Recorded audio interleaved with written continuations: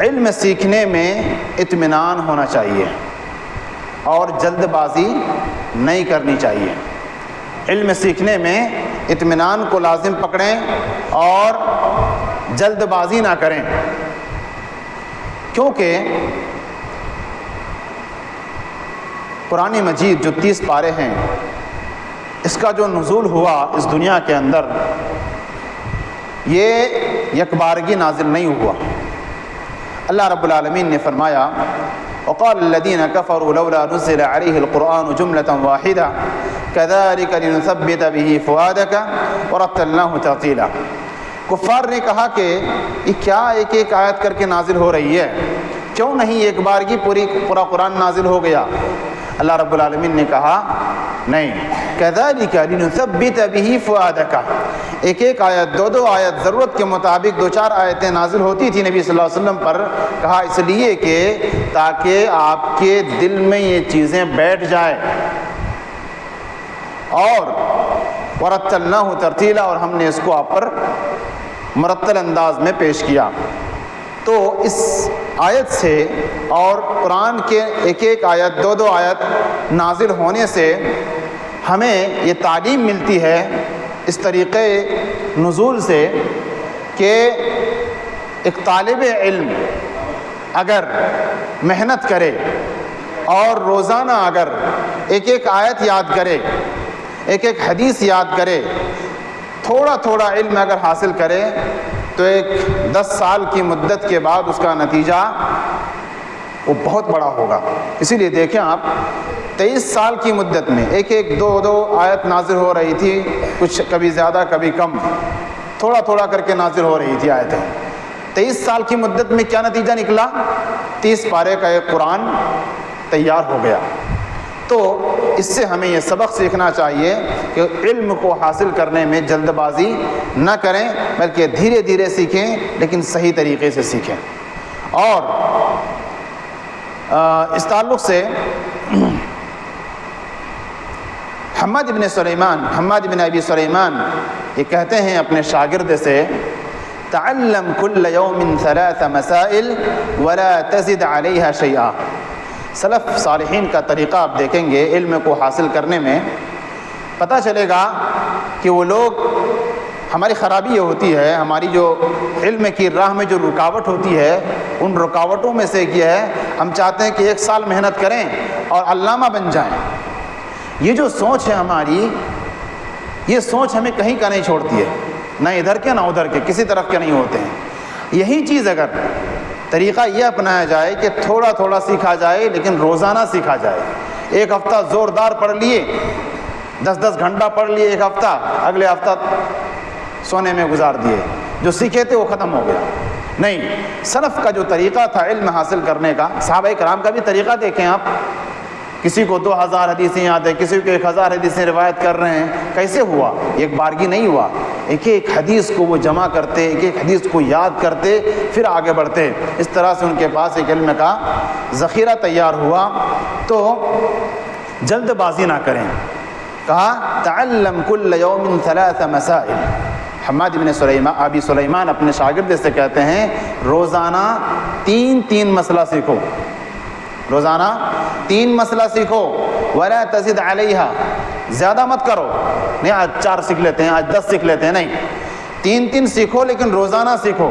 اب جوڑیے 1 سال میں کتنے مسائل کا آپ کو علم ہو جائے گا۔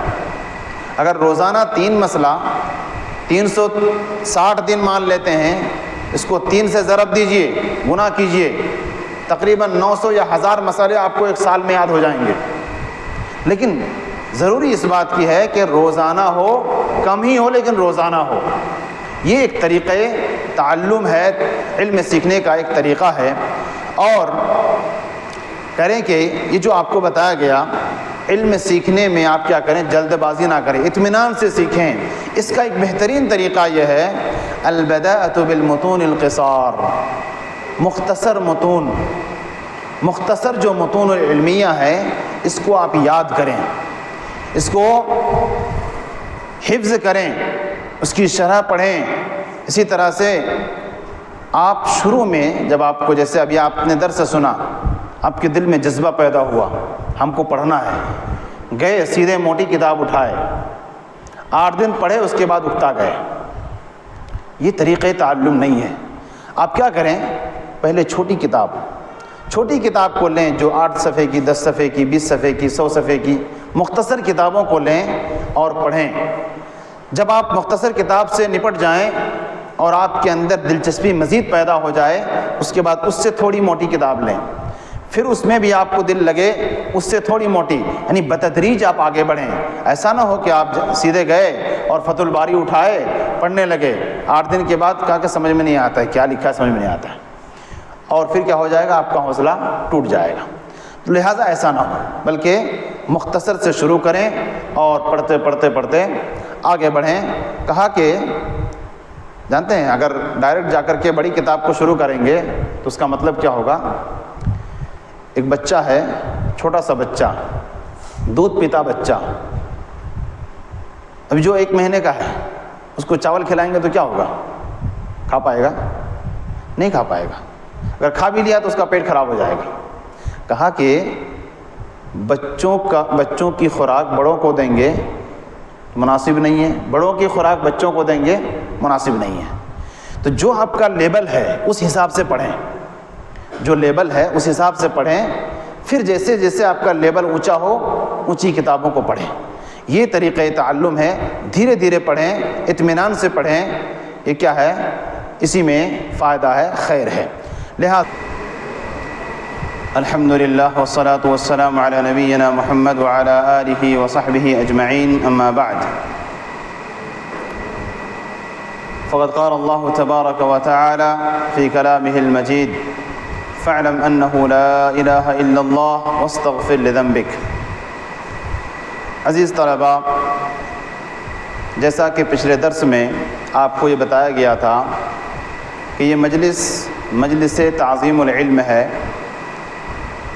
علم کے نام پر اور تعظیم العلم کے نام سے یہ مجلس ہے، جس میں آپ کے سامنے پچھلے درس میں تقریباً 6 اصول بیان کیے گئے تھے کہ علم حاصل کرنے میں بہت ساری چیزوں کا لحاظ رکھنا ضروری ہے. اسی لیے اہل علم نے کچھ اصول بنائے ہیں، ضابطے بنائے ہیں، جس کو فالو کر اور جس کی اتباع کر کے ایک طالب علم اپنے علم کو نکھار سکتا ہے، اپنے اندر اچھی صلاحیت پیدا کر سکتا ہے. انشاءاللہ آج کے درس میں کچھ اصول مزید ہم لوگ جانیں گے. پچھلے درس میں 6 اصول بیان کیے گئے تھے. آج انشاءاللہ 7 نمبر اصول سے ہمارا درس شروع ہونے والا ہے. 7واں اصول طالب علم کی زندگی میں اور ایک طالب علم کے لیے اپنی زندگی میں ضروری ہے کہ وہ اپنے